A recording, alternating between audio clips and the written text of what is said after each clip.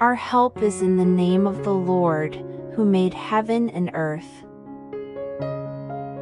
Beloved, now we are children of God, and it has not yet been revealed what we shall be, but we know that when he is revealed, we shall be like him, for we shall see him as he is.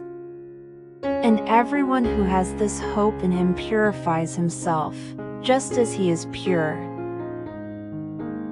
For we brought nothing into this world, and it is certain we can carry nothing out.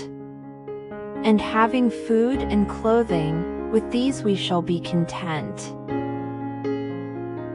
For we know that if our earthly house, this tent, is destroyed, we have a building from God, a house not made with hands, eternal in the heavens.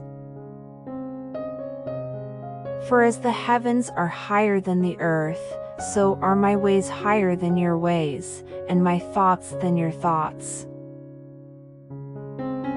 To him who overcomes I will grant to sit with me on my throne, as I also overcame and sat down with my Father on his throne.